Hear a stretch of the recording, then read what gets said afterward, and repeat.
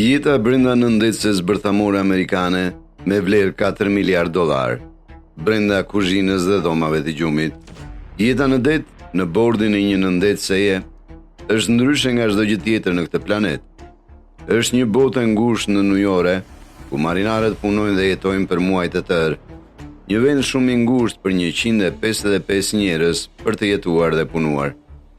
E po në ujë është mjaft mbreslënse se si antarët e ekuipazhit arrin të qëndrojnë larg njëri tjetrit, si për kulen, ose shmangen për të shmangur përplasjen me njëri tjetrin, ndërsa ecin në korridoret shumë të mbushura. Nëndetëset janë një shërbim të rësish vullnetar, një fakt që sjell një farë krenarie. Nëndetëset thonë se është një lloj caktuar personi që zgjedh të një jetë nëndet, duke punuar në një mjedis të papajtueshëm me jetën njerëzore. Këtu, hapësira është e çmuar, reaktorët bërthamor dhe shtytja zën 1/3 e anijes, për të cilat shtohet rezervuarët e përmbytjes, shumë kablo, tuba, valvola, raketa, torpedo dhe pajisjet e tjera. Pra, marinarët kanë një hapësirë pune dhe jetese shumë të ngushtë. Ekuipazhi operon në një ditë 24 orëshe, të ndarë në seksione prej 8 orësh secili, kështu që ata janë në roje për 8 orë dhe kanë 16 orë midis rojeve. Ata që nuk janë në roje do të bëjnë mirëmbajtje, trajnim ose punë të tjera, duke i lënë ata me pak ose as pak kohë të lirë. Marinarët kanë shumë pak hapësirë private, dhe pjesa më e madhe e saj varet nga krevatet e tyre marinari dhe dhomat e gjumit.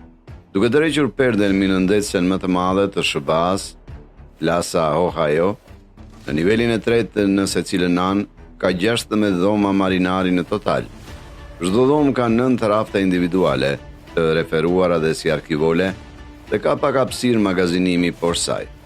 Por nëse mendoni se kjo hapësirë jetese është e vogël, e po, mbani mend, kjo është nëndetësja më e madhe e SBA-s, dhe jo të gjitha nëndetëset kanë këtë lloj hapësire. Le të hedhim një vështrim më të afërt se si duken dhomat e gjumit. Kjo është ajo që ekuipazhi përdor si çanta për larje rrobash. Pra, sa herë që ndrojnë rrobat, aty do të vendosin rrobat për në shtrat. Çdo raft ka një dollap për këmbët dhe gjithashtu çdo raft individual ka sirtarin e vet, ku mund t'i mbajnë gjërat e tyre private. Ka dhe një dollap të përbashkët, kështu që çdo dhomë me shtrat për shtrat do të ketë një dollap të përbashkët. Këtu zakonisht njerëzit varin xhaketat e tyre dhe gjërat të tilla. Oficerët ndajnë me 2 oficerë të tjerë një dhomë të vogël që ka 2 tavolina të vogla dhe një lavaman të vogël. Por për fat të keq, ato janë të censuruara për shkak të natyrës së klasifikuar të punës që bëjnë. Në nëndetëse ka një lavanderi me 2 lavatriçe dhe 2 tharse, ku antarët e ekuipazhit lajnë rrobat e tyre. Ata zaktojnë ditë dhe orare të ndryshme regjistrimi për secilin individ, në mënyrë që të jetë në gjendje të koordinohet kur është jashtë rojës dhe të jetë në gjendje të lajë rrobat e tij. Mungesa e dritës natyrale e bën shumë të vështirë ndjekjen e kohës, dhe marinarët e dinë kohën nga lloji i ushqimit që po han. Nëse ka petulla, atëherë ata e dinë se është mëngjes, por nëse han diçka tjetër, atëherë është mesnat. Ushqimi në nëndetëse është i famshëm për cilësinë e tij. Ai kompenson në një farë mënyrë kushtet e vështira me të cilat duhet të përballen marinarët, kështu që ata hanë mjaft mirë. Në fakt, ushqimi më i mirë që do të gjeni ndonjëherë në ushtri është në një nëndetëse. Një vakt i mirë është një burim kryesor për të mbajtur moralin e lartë, pasi ata punojnë me orë të gjata dhe kanë komunikim të kufizuar, ose as pak me familjen e tyre. Morali i ulët mund të çojë në shpërqendrim mendor dhe mund të çojë në gabime, të cilat nuk tolerohen në këtë fushë pune. Pra nëndetëset marrin ushqimin më të mirë, si dhe kuzhinierët më të mirë. Ata nuk qërojnë dhe zjejnë vetëm patate, ata janë trajnuar në shkollën e kuzhinës. Ka 4 vakte në ditë për shkak të rotacionit të rojeve, dhe ekuipazhi ka akullore në dispozicion 24 orë në 7 ditë javës për të rritur moralin. Ekziston e njëjta meny për oficerët si për ushtarët e rekrutuar. Kjo hapësirë quhet mensa e ekuipazhit, ku ekuipazhi ha vaktet e tyre të tipit bufe. Ata han 3 ose 4 vakte në ditë, në varësi nga orari i tyre, dhe përsëri ata han mjaft mirë. Por meqense hapësira është e kufizuar, kuzhinierët dhe marinarët duhet të jenë mjaft krijues në gjetjen e mënyrave për të ruajtur atë dhe për ta shpërndar peshën e saj, sa më në mënyrë të barabartë jetë e mundur. Brenda nëndetëses, Krevatët e të gjithëve fillojnë me një tufë kanaçesh në dyshek dhe madje ruajnë ushqimet konservuara në dush. Gjithashtu, vezët dhe ushqimet që prishen ruhen në bagazhet e shpëtimit. Meqense oqeani është mjaft i ftohtë për shkak të thellësive të zhytjes, ata zakonisht përdorin së pari ushqimin e freskët, i cili është i pari që mbaron. Kështu që më pas ushqimet e konservuara ose të ngrira janë në radhë për t'u servirur. Dhe këtu është vendi ku edhe kuzhinierët duhet të jenë krijues me gatimin e tyre. Mensa shërben dhe si hapësirë për marinarët për të kaluar kohën e tyre të lirë, duke parë filma, duke luajtur videolojra ose lojra me letra dhe tavolinë. Shumica e nëndetësve kanë gjithashtu një palestër të vogël që u lejon marinarëve të stërviten në bord.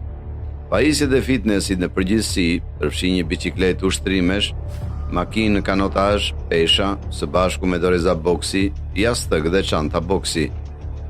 Ekziston një aspekt tjetër i vështirë i jetës nëndetëse, përveç hapësirës shumë të ngushtë dhe mungesës së dritës natyrore, komunikimi me botën e jashtme. Ky është një proces shumë i vështirë dhe i rregulluar në mënyrë strikte. Nëndetëse ndonjëherë janë të pajisura me pajisje në bord, që mund të lidhen me internetin me shpejtësi më të lartë të dhënave, duke përfshirë edhe nëpërmjet satelitit, por nuk ka diçka të tillë si një platformë mesazhesh direkte në komunitetin e nëndetësve. Përveç letrave, marinarët mbështeten vetëm në emaile. Dhe çështja është se çdo email lexohet, shqyrtohet për shkeljet politikave dhe siguri operacionale.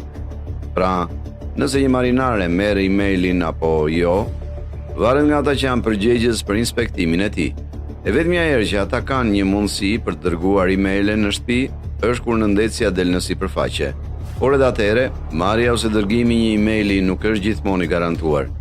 Kur janë në sipërfaqe, qasja e kuipazhit në internet mund të jetë shumë e kufizuar. Është normale që marinarët të kalojnë deri në 1 muaj ose edhe 2 pa dërguar ose marrë emaile nga shtëpia.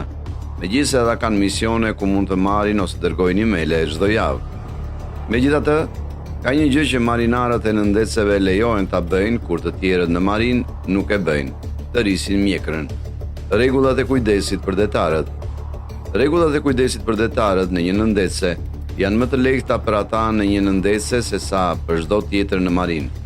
Ata nuk janë detyruar të ruajnë çdo ditë. Ata madje mund të rrisin mjekrën deri në një pikë caktuar dhe gjatësia dhe stili flokëve të tyre nuk janë aq të rregulluara. Kujdesi mjekësor.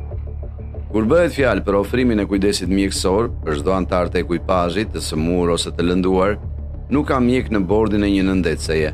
Një oficer i pavarur në detyrë është ofruesi vetëm mjekësor në bordin e një nëndetëseje, duke punuar për të siguruar sigurinë dhe shëndetin e marinarëve të nëndetëses. Ata kanë trajnim të gjerë mjekësor emergjent mbi atë të një ndihmësi mjekësor të aftë për të vepruar në një pandemi. Këta djemi ia vlejnë shumë. Niveli përvojës dhe trajnimit që ata duhet kualifikohen për të shërbyer si një oficer i pavarur në detyrë nëndetëseje është i jashtëzakonshëm. Ata janë përgjegjës për shëndetin mjekësor dhe dentar të gjithë ekuipazhit. Për më tepër, është programi i shëndetit nga rrezatimi, kështu që ata vlerësohen gjithashtu si zyrtar të shëndetit nga rrezatimi në bordin e nëndetëses dhe duhet të dokumentojnë ekspozimin ndaj rrezatimit. Për te kujdesin mjekësor që ofrojnë, oficerët e pavarur në detyrë kanë edhe detyra të tjera për të kryer gjatë vendosjes. Ata përgatiten për anketat e higjienës industriale, monitorojnë atmosferën anijes, janë përgjegjës për furnizimet mjekësore dhe inspektojnë cilësinë e ushqimit dhe ujit në bord. Këtu darkojnë oficerët, e quajtur dhoma e kujdestarisë. Ata kanë të gjitha vaktet e tyre këtu, dhe të gjitha janë të caktuara për vende, kështu që keni kapitenin, Exxon, dhe pastaj të gjithë të tjerët mund të zvendësojnë aty ku është e nevojshme. Një qëllim shtesi i dhomës së kujdestarisë është se kjo tavolinë shërben edhe si tavolinë kirurgjie ndërsa janë në ujë. Në rast se oficeri i pavarur në detyrë duhet të kryejë një ndërhyrje kirurgjikale emergjente gjatë lundrimit, kjo do të zhvillohet në dhomën e kujdestarisë. Drejtimi i nëndetëses. Këtu është dhoma e kontrollit, ose truri nëndetëses siç quhet edhe ajo, ku ndodhet gjithë magjia. Këtu është vendi ku marinarët drejtojnë nëndetësen, ndryshojnë lundrueshmërinë dhe drejtimin, dhe mbajnë anijen të sigurt me ndihmën e sonarit dhe kontakteve të gjurmimit. Ata sigurohen që të mos hasin në kontakte të mundshme gjatë lundrimit në ujëra. Këtu është dhe kontrolli i zjarrit i nëndetëses. Gjithçka menaxhohet nga dhoma e kontrollit. është me të vërtet truri e operacionit. Të gjitha vendimet për nëndetsen bazohen në kontroll, dhoma e torpedove dhe qendra e kontrollit të raketave. Pranë dhomës së torpedove është konzola e lëshimit të armëve. Ata përdorin konzolën e lëshimit të armëve për të ndihmuar në komunikimin e operacioneve të lëshimit të armëve me kontrollin e zjarrit të nëndetses. Ekziston gjithashtu një qendër kontrolli raketash, ku ata monitorojnë sigurinë dhe mbrojtjen e sistemit të armëve. Ata mirëmbajnë synimin dhe e mbajnë lançuesin gati. Në konzolën e lançuesit, ata mund kontrollojnë hapjen e kapakëve, mbylljen e kapakëve, monitorimin e temperaturave dhe presioneve të tubave. Nga ana e kontrollit të zjarrit, marinarët mirëmbajnë sistemin e udhëzimit dhe vetë raketat. Mund ta mendoni konzolën e lançuesit si bronzin e sistemit të armëve dhe kontrollin e zjarrit si trurin e operacionit. Nëndetëset me raketa balistike bërthamore janë projektuar posaçërisht për fshehtësi dhe për shpërndarjen e saktë të kokave bërthamore. Ato kryejnë operacione në det të thellë dhe shërbejnë si një pengesë bërthamore, duke formuar një nga 3 krahët e triadës bërthamore. Pra, është e drejtë thuhet që marinarët që u ofruan vullnetar për këtë lloj pune kanë një tjetër dallim që i dallon nga kushdo tjetër në ushtri. Për më tepër, ekziston një shprehje që thotë se ato janë e vetmja forcë ushtarake në të cilën praktikisht çdo marinar shton në peshë gjatë një vendosjeje, mesatarisht rreth 10 libra. Kjo në një farë mënyrë vërteton se sa i mirë është ushqimi në një nëndetse.